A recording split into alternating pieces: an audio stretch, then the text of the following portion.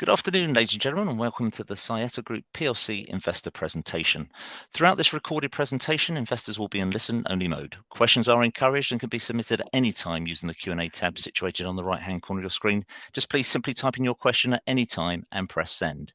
The company may not be in a position to answer every question it receives during the meeting itself. However, the company will review all questions submitted today and publish responses where it is appropriate to do so. Before we begin, we would like to submit the following poll, and I'm sure the company would be most grateful for your participation. And I'd now like to hand over to Stephen Harrison, CFO, and Vic Kist, CEO from SAIETTA. Good afternoon to you both. Good afternoon. Let me take you through the presentation. So we indeed listed the company at the London Stock Exchange in July last year.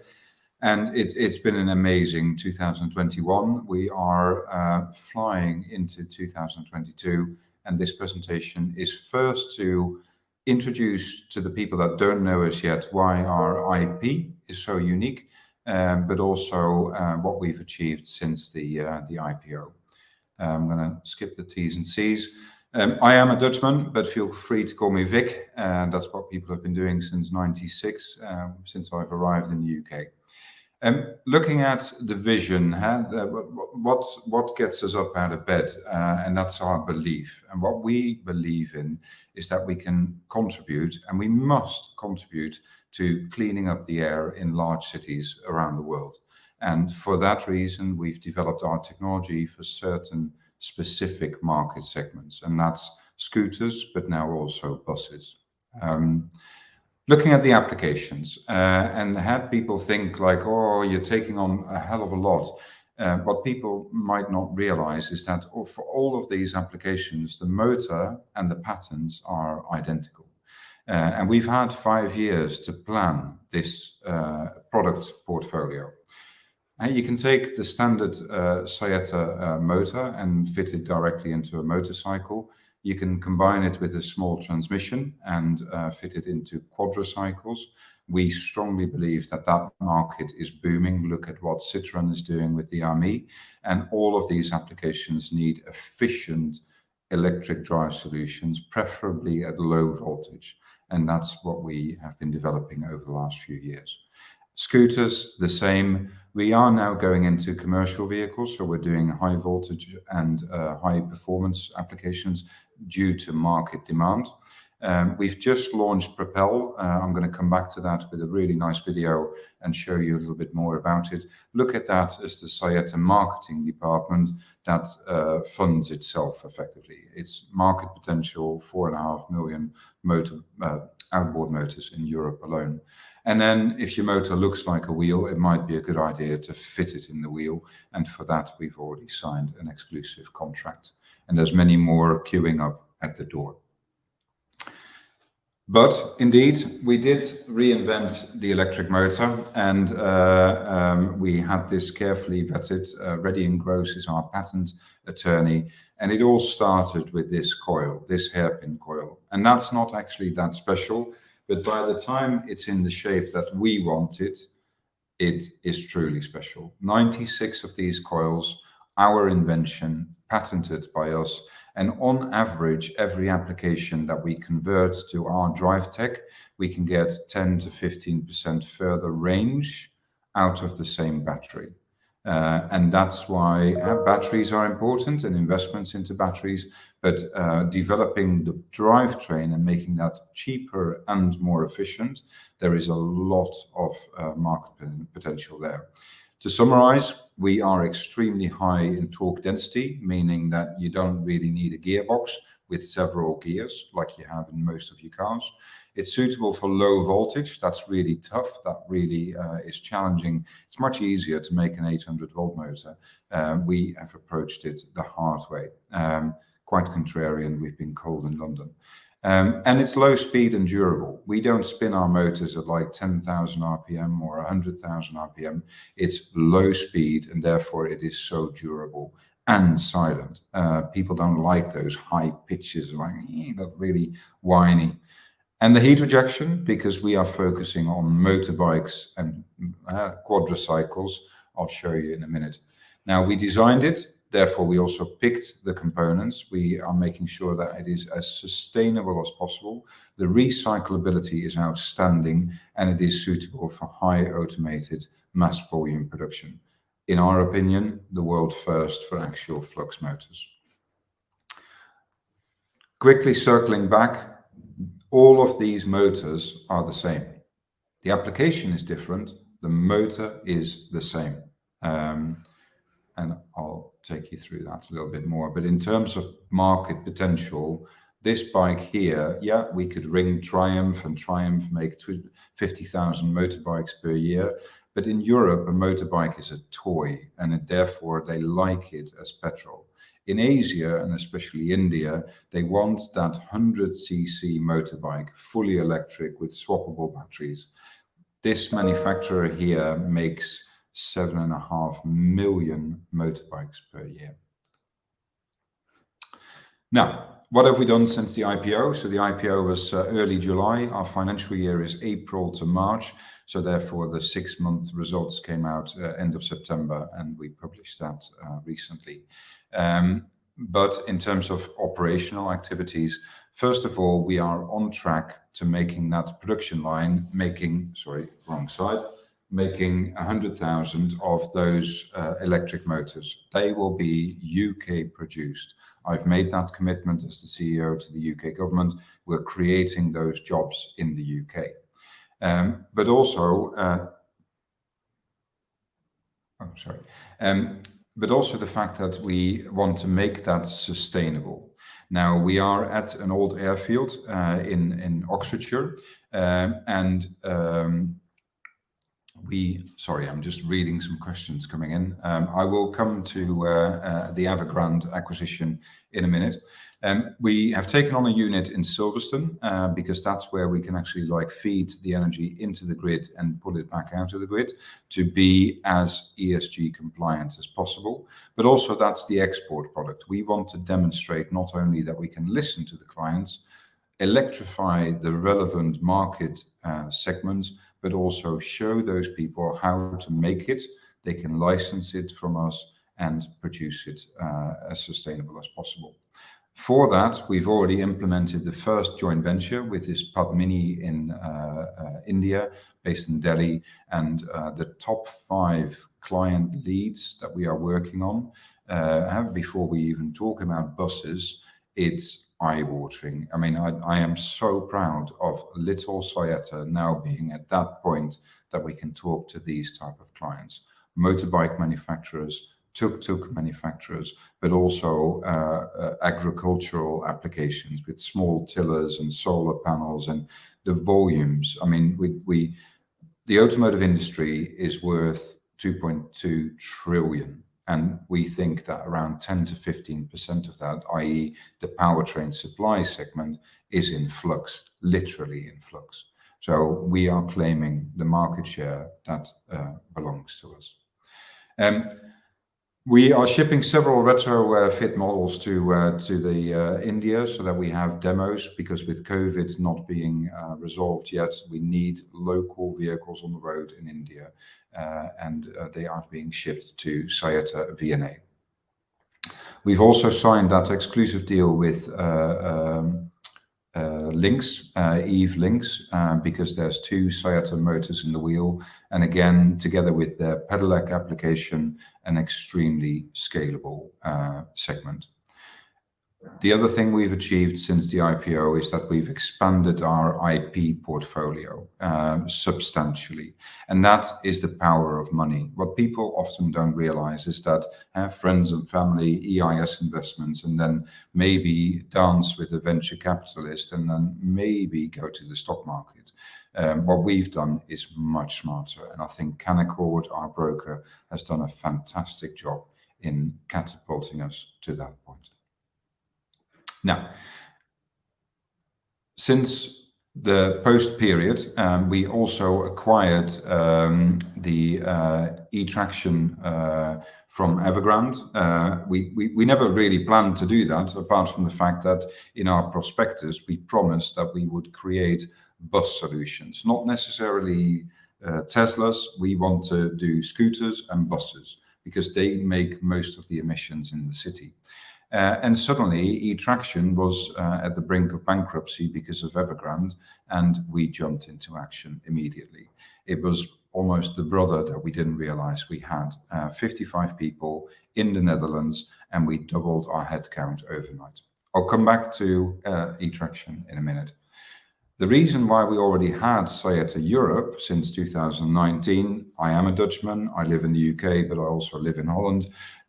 It's the marine industry. And I've been monitoring Torqeedo for many years, and they're doing 65 million turnover. And for that reason, we believe that we can make a much better product, and we launched it at the Mets, and it's pretty much sold out for the next 12 months. So again, a fantastic result. We've also expanded the team. We've hired the ex-engineering director from Mahle, someone I've known for 25 years, but also through Tony Gott, our chairman. We have expanded the board. We've attracted Seshu as a non-executive director, and he is the ex-CTO of Ashok Leyland. Very useful for all of our activities, now also with buses. e-Traction. I believe this presentation is shared, so I'm not going to go too much into detail, but what I do know is that Evergrande owned NEVS and e-Traction. Under NEVS was Protean, and Protean was very popular in the group because Evergrande wanted to focus on passenger cars. e-Traction only had solutions for buses and trucks, and they were almost left in the corner. The PR wasn't functioning, but I've looked at the technology. I've been in the buses, and the fact that we could rescue that department and incorporate it into SAIETTA is simply fantastic. If possible, I would like to show a small video now of the retromotion system they created. So you'll see e-Traction, but this will be called SAIETTA Europe or SAIETTA Commercial in the future. There's a bus appearing on the screen, and that bus has a diesel powertrain. And yes, we can supply full powertrains to OEMs, but they also did a fantastic retromotion kit, and we've got customers queuing out the door. You see a diesel motor, this evaporates in a minute, and all the technology that now comes back in is proven technology. There are buses driving in Brussels, in Munster. It's the company's own IP, its own inverter. The inverter capability within this team is fantastic. Now, to make that work in a retromotion retrofit package, they also developed the body controllers to then create that interfacing. I've been in these buses. It works. We just finished another one over Christmas, and the customers in Germany are over the moon. e-Traction, now SAIETTA Europe, we will scale it. We will even bring production back from China into Europe and the UK. All right, we can close the video here and go back to the presentation. The other product that we launched is Propel. Propel is a 100% subsidiary of SAIETTA. People say it's my brainchild, but essentially it's a SAIETTA brainchild. And again, that pancake motor sits at the top. Selling electric motors is one thing, but selling outboard motors is much easier to make money. To put it in perspective, 4.5 million outboard motors in Holland. We've only allowed people to order this from the Benelux. We're talking to a fantastic potential distributor for the UK, but we really have to be careful and precious with our time, because you could probably sell 20,000 of these per year, but we need a bit of time to ramp up to that volume. If we show the Propel video now, then this is actually the website. This is in the public domain, so propel.me. And here you see the motor riding the electric wave. It should scroll down in a minute.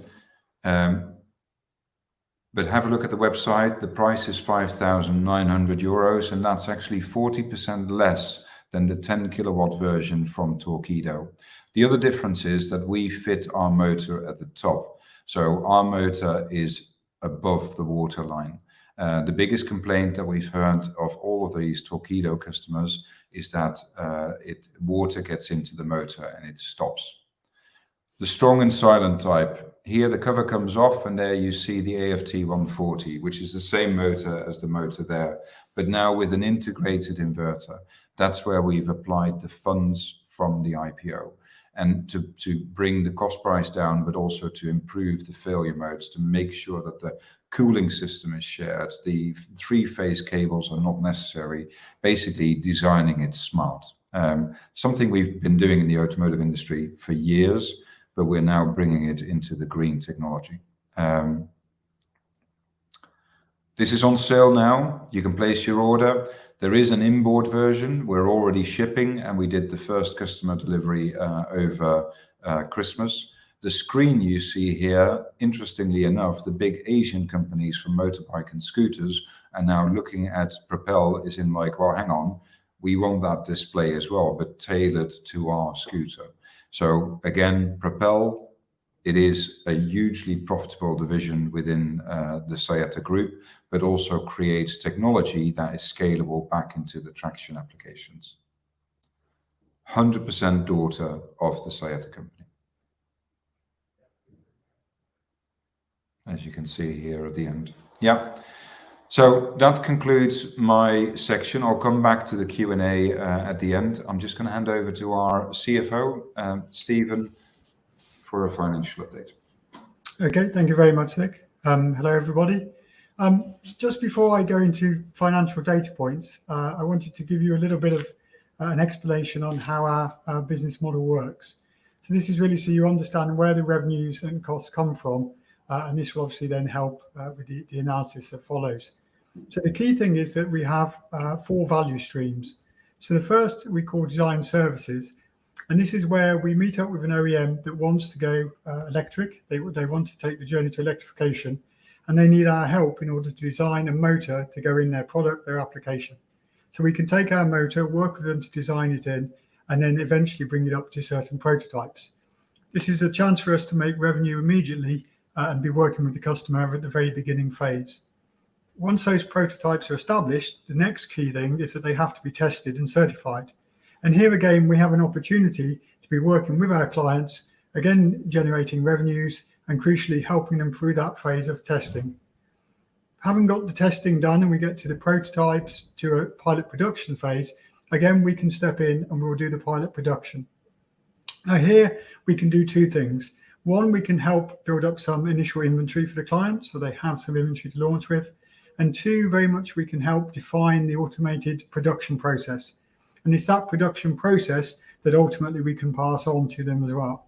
Now here we might do 10,000, 15,000 units for a client, but then when they want to go to significant scale, when we're looking at hundreds of thousands or even millions of units, that's when we move to the last value stream, and that's the stream that's the licensing and royalties.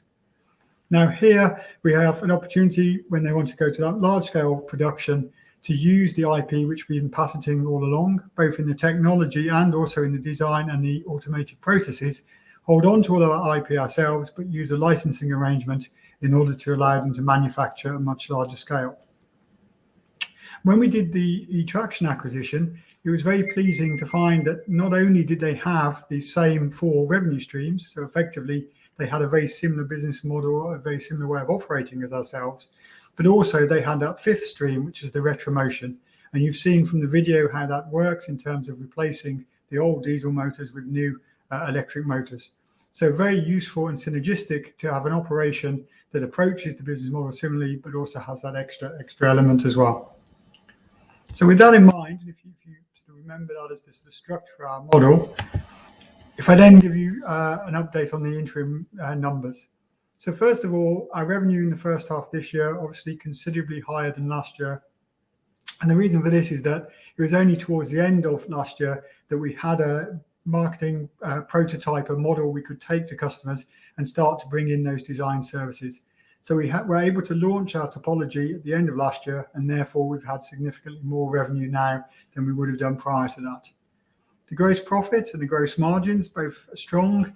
For us, the gross margins begin at this level, but they will go down when we have more volume production, because of course that production activity won't be at such a high margin level, but then they'll go back up again once we get into more of the licensing. And in the end, when the licensing and royalty element is a more dominant part of the revenue streams, what we'll see is actually the gross margin ultimately will come in at a level nearer the 60-70 level for the company. So it's very much to do with the mix of which of those value streams is most prominent, but essentially the further we move down the streams, the stronger it will become as we get to the licensing. Now, we had an adjusted EBITDA loss of just over £1 million in the first half of this year, and it was about 445,000 last year. Significant more expenditure this year is because of those value streams, where we've got heads for each stream, teams around them, and also there's been investment in the infrastructure to build up our capability for production, our capability for testing. Of course, we've had to put more investment behind the IP and IP protection. And in particular, we've been making sure that our IP technology and trademarks are well protected for the Asian markets, as we see launching in those markets becoming more imminent, and therefore a need to have strong presence and strong protection for our IP in those areas. Also, we've had to put some money behind getting the joint venture, and thankfully we've taken the joint venture all the way to conclusion now, and so we're now set up ready with a joint venture in India ready to go. The actual loss before tax is a much higher figure because of a couple of one-off items, one is a one-off item, which is the IPO, which is 1.2 million, and the other is one that's ongoing but is a bit unusual, which is the share option charge. That's about 2.6 million. So if you pull those two items out, you'll see where the adjusted EBITDA loss comes from. Now, in terms of cash, we did the IPO in July and raised 37.5 million. So not surprisingly, at the 30th of September, there's still around 31.4 million of that in the bank. The capex to date has mainly been around production equipment that we're having built and also moving for facilities. And the capex going forward, there'll be some in terms of fit out for the Silverstone location. We have the Silverstone location that we're moving to, but also a lot is going into the automation equipment and testing equipment. Now, when we did the IPO, we allocated roughly 2/3 of the money raised towards production capability, getting us to the 100,000 units, and the testing capability, getting ourselves up to 20 test cells in order to do that activity. And if we look at how the expenditure will go going forward, it's still a large portion is towards those areas. The other part of the cash that's been raised is going towards things like further IP protection and developing in new markets, not only India, but also spreading into other markets in the future. Finally, when we did the IPO, there was an expectation put out, analyst broker's note. That's recently been updated only a couple of weeks ago. And essentially, it's giving the same advice which we're holding to, which is this year's expectations are still unchanged. We will still be reaching the numbers we set at time of IPO. But next year's numbers are a little bit stronger because, of course, we've got the additional revenues coming in from eTraction. So we have a revenue increase for the following year, thanks to the acquisition that we've made. So all in all, very promising sort of expectation. Great. Thank you, Steve. So as we always say, we do what we say and we say what we do. So we made a plan, we sold the plan, raised the money, and basically we are committed to that pilot production factory.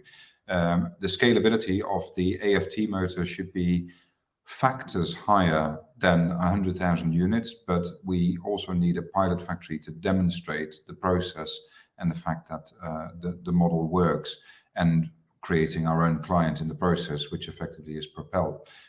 So that is on track. The durability test center, as maybe some of you have looked at my LinkedIn profile, I spent a number of years at Cosworth Technology, which then became Mahler Powertrain. Our new head of engineering is ex-Mahler Powertrain. And we've been in this industry for 25 years, and every vehicle manufacturer always wants something unique for themselves, and they're willing to pay for it. So you can create turnover already before anything is into production. So in my opinion, the SAIETTA business plan is much better than the Cosworth one, because everybody knows how to make a combustion engine. It's that electrification.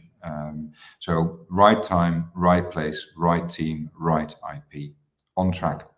Indian market, I'm so glad that we chose Padmini. We've justified it in the prospectus, and it's really starting to pay off.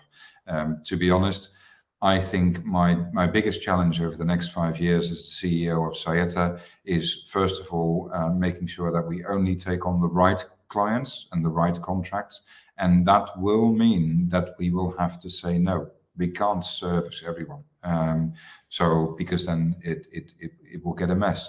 So focus and basically be selective on your clients. And the same happens with the distribution network for the marine division. And expanding the team is going really well. I must say, it's nice to now be able to recruit in Europe and in the UK, because with all the SPACs going on in the industry and the arrivals and the REs, and everybody's building engineering center of excellence in the Midlands of the UK and offering almost double salary. So it's a pretty hot place here, good for the employees, not necessarily for the employers. So now we can fish into the job market in Delhi and in the UK and in the Netherlands. Fantastic result. From here, focus on long-term contracts. By the time you've integrated your IP into a client's powertrain, normally that's a 5 to 7 year contract, but often it takes almost 2 years to get the contract. I've read some of the questions earlier on. I'll come back to that in a minute, but I did see one for lead acid retrofit into tuk-tuks. We are not going there. We are talking to the biggest tuk-tuk manufacturers to get line side as quickly as possible with a really neat, almost like bespoke little driveline. And in Asia, they like to have developed in the UK, made in India. They like that a lot. The outlook, it's never been so busy. 4 years ago, my chief commercial officer and myself spent the first 2 hours at the client meeting to convince them that the world was going electric. We don't have to do that anymore. People would not place orders because they thought, well, SAIETTA could be bankrupt tomorrow. That concern has been taken away. And now the product is fully protected. We don't have to be in stealth mode, and we can really, really shout about it. In terms of the e-traction acquisition, I'm over the moon, absolutely over the moon. There is a future e-axle on the drawing board, and the motor selection hasn't been done yet. And my ambition is, of course, to integrate, as you know, the AFT 190 we developed as a competitor to Yasser before they were sold to Mercedes. That AFT 190, 2 of them in your vehicle, is quicker than a Bugatti Veyron. I'm not that interested in Bugatti Veyron markets. What I'm interested in is taking that IP into bus and e-drive truck systems, because that has the right impact. So to summarize on that, R&D complete, commercial rollout and train. I think we are actually focusing on the right market segments. It's really tempting to get distracted and I don't know, a huge OEM in Detroit is desperate for electric motors, but they can kill your company. They can hijack your company. We are focusing on what we know best, and that is lightweight mobility and heavy goods, with marine, because it's simply extremely profitable. And why give this to someone else if you can do it yourself? The right performance at the right price, often forgotten. There's plenty of great tech in Formula E, but people are paying like 30,000, 40,000 pounds for one electric motor. With us, it should be in like a few hundred, if not just $100 for an electric motor, depending on the size. So very different market segment, very different pricing, but extremely scalable. Both sides had the little the quadricycle e-axle and the truck e-axle. We can make motors longer, smaller, and tailor it to your needs. It can even be exclusive for you if you pay for the development. Very standard model in the automotive industry. and multiple stream business model, as Steve explained, which is why the turnover is already picking up.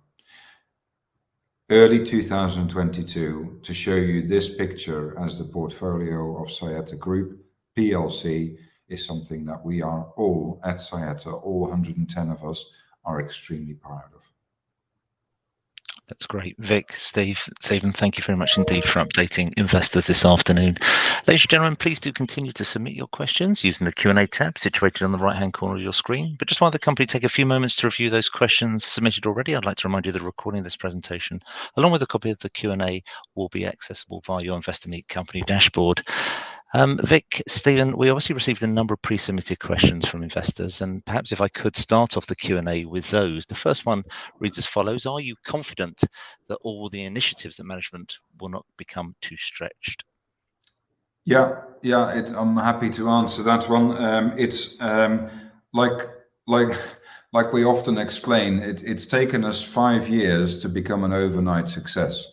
So all of the things you see now could be a bit daunting, but to be honest, one of my strengths, I think, is I recognize a market segment. I will do the pioneering in the beginning myself, and then from my 25-year-old network, I will pull people in that I know can run that subdivision. I knew in January last year, a year ago, that the marine application would be worth, I would say, 100 million turnover for the SAIETTA Group in a number of years. And I also knew that the IPO would hijack me, that it would hijack me away from developing that outboard motor. And that's why I rang Sander van Dijk. He's the best product marketeer I know, and he delivered Propel to what you see today. I don't do that in person. We're doing the same with all the engineering activities here in the Midlands. I've hired Dave Pates. He had more than 200 people reporting to him, and he will be the man pretty much running here the UK Midlands, while we then do the restructuring at e-Traction, now SAIETTA Europe. So good question, but we know what we're doing. We've been in this industry for a long time, and don't forget, all of these applications, they pretty much use the same hardware, the same materials. That's great. Thank you very much indeed. If I may turn to the next question, can you discuss financing the cash burn? Yeah, shall I pick that one up? So obviously, when we raised the sum of 37.5 million, it was with some very specific activities in mind, and based on our 5-year modelling at the time, we knew what we would need in order to get the production capacity up to 100,000 units within that time, in order to get the testing done, and also to expand in markets. So the cash burn that we have is still sort of in line with that modelling, and that's why we raised that particular sum. The business itself will tip into EBITDA neutral next year, and then start being cash generative as well. So what we'll see is that there'll be further working capital generated directly within the business anyway. In terms of timing for the cash burn, obviously quite a lot of expenditure comes with the production equipment and so on. So it's certainly a strong spend in the coming year as we build up the facilities and capabilities for the production, and other areas such as development in markets is obviously more ongoing. But what we'll see is that a lot of the funds that we've raised will be used in the coming 2-3 years, and after that point, a lot of the cash that we generate ourselves will be putting what's behind the business. Obviously, when we did the raise, we had a sort of explanation for how the business will grow and market size and so on. And with all the sort of response we have from the market, it's clear that it's accelerating, and therefore we're driving the business as fast as we can. But there's going to be even more opportunities coming, and so we need to be alert to those. And our financing position will be adapted as needed. Stephen, thank you very much indeed. If I may address the next question around competition, can you discuss the competitive environment that you operate in? Yeah, I can probably talk about it for about 3 days, but first of all, there are what I find interesting. I started my career as a calibration engineer at Cosworth in Northampton, and Bosch was an engine management system supplier, Bosch today, 25 years later, is a full powertrain system solution partner. But the problem is, if you ring, like we've got a potential bus customer that talked to us, and they were like, well, we want your motion too, but we want it half size because we make our buses lighter, etc. Can you do a unique version for us? And that's where the ZFs of this world and the Bosches and the Siemens and the Valios are like, no, you can only buy what we have off the shelf. And if you want something tailoring, give us a ring in 4 years' time. So the big boys are effectively sold out. And this is why this market is in such flux. We still have that capacity, but I've already warned my team that it could be that I'm starting to draw the hatch by the end of January, maybe February, to make sure that we don't overstretch ourselves and sell too many programs. In terms of competition, in the admission document, there is a fantastic section on competitor analysis. I get text messages every day. Have a fund manager, Canaccord. Vic, Renault has invested into Axial Flux. Who are they? What do they do? Are they a risk? And we analyze them, and every time, and Reddy and Gross predicted this, it's a Me Too topology. But it's a good thing, because that means that the world is waking up that the most efficient motor topology is Axial Flux, and Axial Flux is now getting ready to go mainstream, and we are the true pioneer in that. But in relative terms, anyone who can bend a piece of copper and make it into an efficient electric motor should and deserves to be sold out for the next 15 years, because the market demand is off the charts. So focus on the segment that you're good at, and I think that's where SAIETTA is a very disciplined, good company. That's great. Thank you very much indeed. What kind of braking system does your axial flow use, and is it combined into the motor itself? Yeah, it made me smile, that question. Obviously, the electric motor, when you turn it the other way around, it becomes one of the most efficient generators. Again, fantastic applications also in marine. But you can effectively use an electric motor as an electric brake. So the platform you see here on the screen indeed has no mechanical brakes. I can make that platform drive at probably 150 miles an hour, and I can lock the wheels like that. It literally, like, I can lock all the wheels. That's not entirely safe, but it proves that the electric motors can function as a brake. However, vehicle certification doesn't allow that yet. So even for the RE platforms and the Canoes and the Rivians and our platform, there will be a mechanical brake. We don't want to develop platforms at all. We just built it as a demonstrator to show that the SAIETTA motor can be used as a hub motor. Great, thank you. I know you, Vic, you've touched on India, but one of the pre-submitted questions we received was, can you tell me more about developments in India and perhaps any possible JVs that may be thought about or deployed? Yeah, it's a company to definitely. I struggle to find the right partner. There's like companies like Varroc and Rockman, and there are so many tier ones in Asia, and I didn't really know them. I traveled almost 10 weeks a year around in India.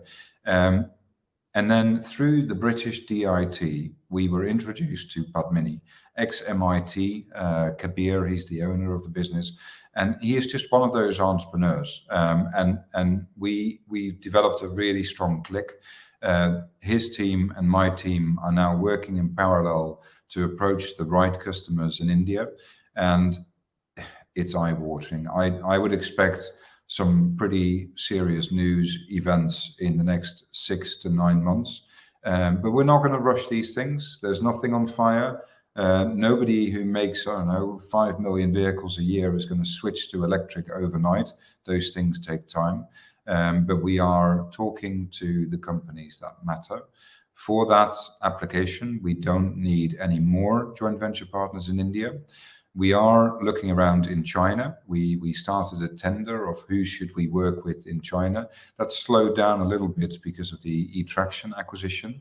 But don't forget, I've also got stationary applications up and running in America, and they've been running 24/7 without a single failure. And the market demand now with Biden in control and Super Truck 3 happening, there is a lot of interest from the States. So maybe, who knows, India, and then go America, and then jump back to China. What I do know, Center of Excellence in Northwest Europe, including the UK, of course, that's where we develop the tech. That's where we develop the recipe of how to make it. That's how we show you how it's done and that it's reliable. And then you can almost pick up the factory and place it anywhere in the world you want. Every vehicle manufacturer we talk to, we always offer the option first, would you like to make it yourself? And that's licensing. And that would be the most efficient route of getting our IP stretched around the planet as quickly as possible. That's great. Thank you. I might merge a couple of questions. We had a question that's submitted in the live panel from Ian G. So thank you, Ian, who asked, please, can you talk about the acquisition you made from Evergrande last year and how significant this could be? And we received a pre-submitted question, just really asking for an update around that acquisition. So maybe you could put some color around that. Yeah, I was in Slovenia when I heard in the Dutch press that eTraction was on the brink of falling over, or at least scared of not being able to pay the salaries. I mean, eTraction is in the city where I got my degree in the 90s, Apeldoorn in Holland, and I was like, I've read about the wheel, like 17 years ago. And I mean, these guys were way ahead of their time. The team has changed. The founder has left. The business was sold for like 57 million. But then Evergrande also didn't really focus. I mean, there were passenger cars, commercial vehicles. I mean, who are we? All I knew was they were very strong on power electronics. They have their own inverter developed in-house. And I've got the AFT 190, which is a high voltage SAIETTA application, and I don't have an inverter for it. So it's like, well, maybe I can buy the inverter division out of eTraction. Let's have a look, because I thought I could not afford this acquisition.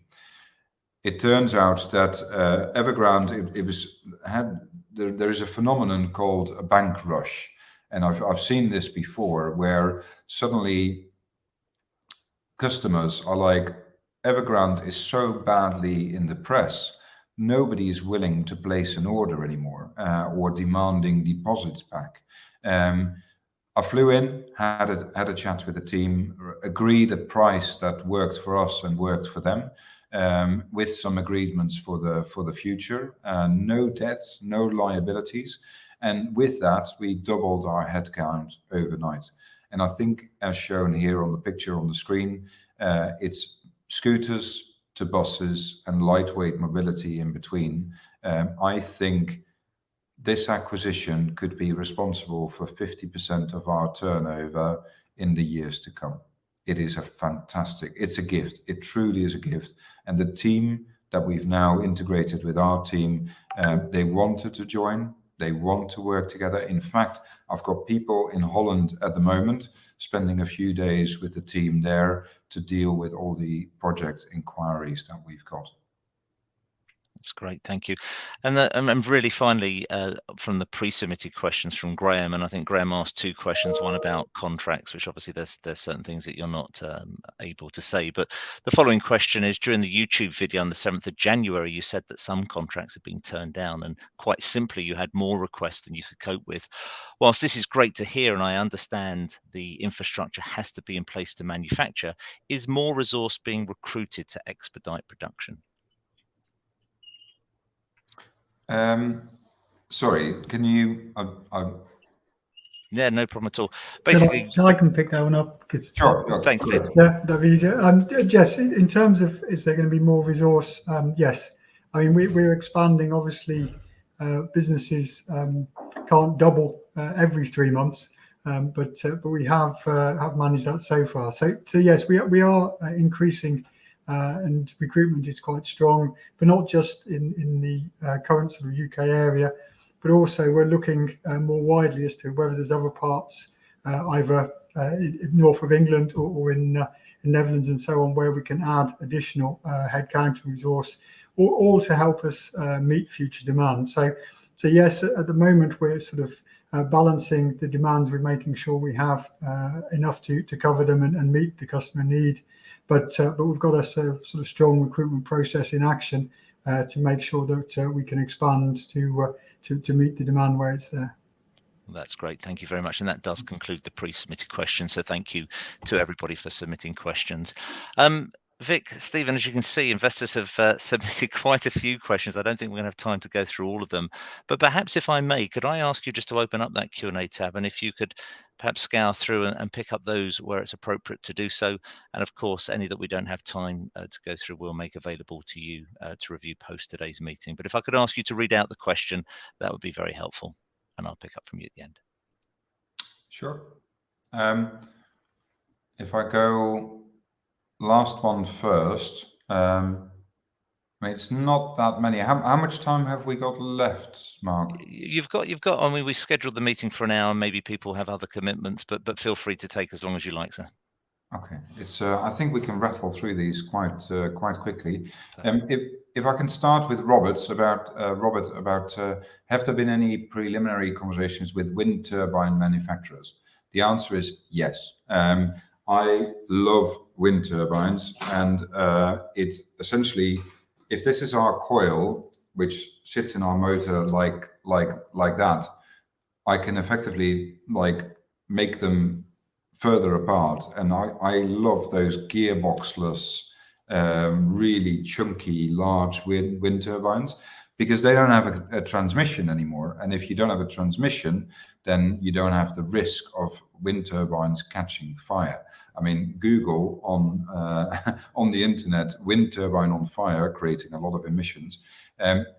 Great tech in the future for wind turbine applications, but not for now. So we have access to those people, but depending on how long we can stay independent, and that was another question that I read earlier, we would like to stay independent as long as possible. We really want to grow the market segments that we are really good at. No doubt there is all kinds of companies going to sniff around, as in like, oh no, Yamaha, like our Propel division, we grab the whole SAIETTA group to secure Propel. I hope that's not going to happen, because there is, I think we still are agile, we are flexible, we can respond to market demands much faster than the established companies. But stay independent, and over time add more applications. Another question I saw was pod drives. I mean, after the e-traction acquisition, the first question I got from a potential client was, great, you can now do sea freight container ships with electrification. Yes, we could. At the e-traction motor, you can pretty much put directly into a boat. In fact, it's already been done. But at the same time, there are potentially 200 buses sitting in Berlin that would like to be converted. And I don't have enough motors in stock, and there are chip shortages. So my job is always about balancing those priorities. So big ships later, wind turbines later, independence as long as possible, please. So another question, Mark, that jumped out to you that we should address? I mean, there's a few. I think you've touched on a number of those. Some of them obviously looking for forecasts, which obviously you've, there's only a limited amount that you can say. Perhaps a question from Craig T. Do you have a definitive roadmap to move away from copper and rare earth materials? And if so, what is the planned direction? Yeah, that's a complicated one. It's even making any product, you need to use materials from this planet. What I know from our head of R&D is that, first of all, in the AFT motor topology, had the core tech that SAIETTA started with, we use the least rare earth version of the magnets. Plus, we don't segment the magnets, so therefore the recyclability is outstanding, much better than the competition. The copper wire itself, no doubt that everybody attending this webinar today has a car, if not 2 cars on the drive. That car already has an alternator and a starter motor under the bonnet, and it uses identical copper wire as we use in our electric motor. But if you compare a combustion engine versus a electric motor, in my humble opinion, we are effectively reducing the amount of precious materials that we extract from this planet. On the battery side, we are not a battery company. We are an electric drive solutions company. But what I do know is that a company called Gogoro in Thailand, Taipei, the scooter capital of the world, Panasonic introduced these tiny little cartridge batteries, and you now buy the scooters without the battery. You lease the battery for less money than what you spend on fuel, and they put docking stations on every street corner. That's why we are such fans of lightweight mobility, because the vehicle is light, therefore you can work with swappable batteries. And that's why the electrification of everything is east to west, and it's bottom up. It starts with the light applications. And go to Shanghai and you can see the proof of that. Pretty much every scooter you see in Shanghai, they are lighter than India. They don't tend to load them as heavy, but they are all electric. It's happening in Asia, and here in Europe and the UK, we're almost like, oh, I haven't seen many electric cars today. No, it's look to the east. Maybe Stephen, I could ask you just to have a quick scout through any of those financial questions, if there's any there that you feel is appropriate. But whilst doing so, there's a question from Adam Fick, which may be a good one for you to answer, is what sort of cooling solution do you need in the e-traction scale of motors? It's glycol. It's the simple glycol. So our AFT motor and now the RFT motors, radial flux motors, we only work with glycol, which is the same cooling medium as every combustion engine on the planet. We have inquiries where people want air-cooled motors, wind turbines. You could do air-cooled. The e-traction motor, it's a very neat package. That inverter and the outrunner motor into one package.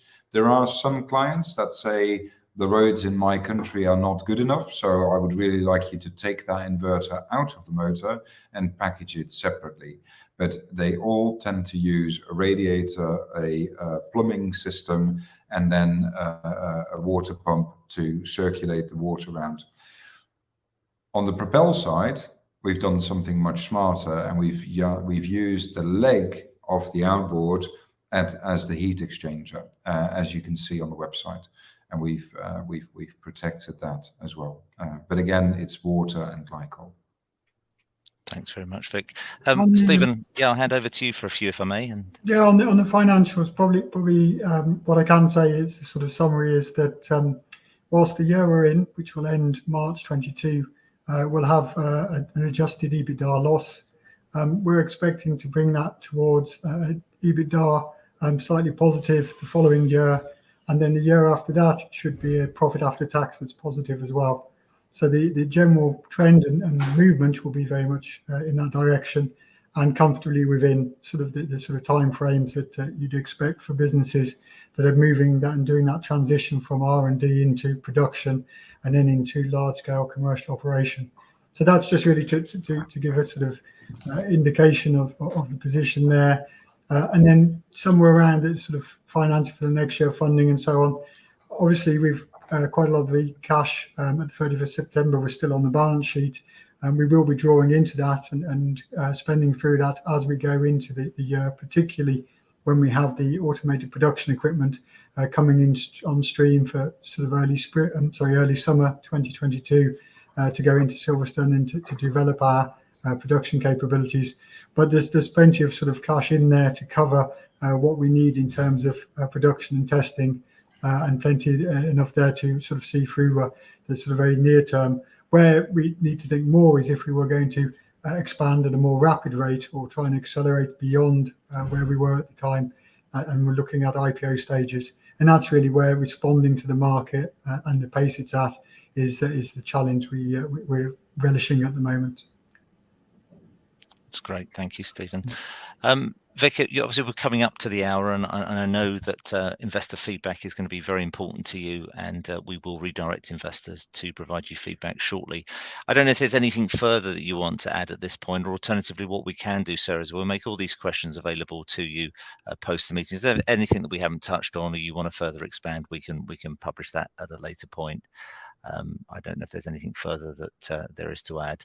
If not, perhaps I could just ask you for a few closing comments just to wrap up with, and then, as I say, I'll redirect investors to give you their thoughts and expectations via feedback. Oh, that's great, and I'm really grateful for this opportunity to pitch like this. A couple of months ago, talking to one of the ministers in the UK, he actually said to me, so what is the most unique thing about the UK? And it's actually that EIS investment scheme. And I would wish, as a European, that Europe would look more carefully at some things that the UK does really well. And you'll see on the stock market more technology startups coming to the stock market because they believe in the SAIETTA model. We've really set a precedence, and I'm very grateful for that. That's something that Europe can learn from the UK. That EIS investment scheme and that small cap AIM market with the green economy behind it, simply fantastic. That's great. Vic, Stephen, thank you once again for updating investors this afternoon. Could I please ask investors not to close this session, as we'll now automatically redirect you for the opportunity to provide feedback in order that the management team can better understand your views and expectations. This will only take a few moments to complete, but I'm sure will be greatly valued by the company. On behalf of the management team of SAIETTA Group PLC, we'd like to thank you for attending today's presentation. That concludes today's session. Good afternoon to you all. Thank you.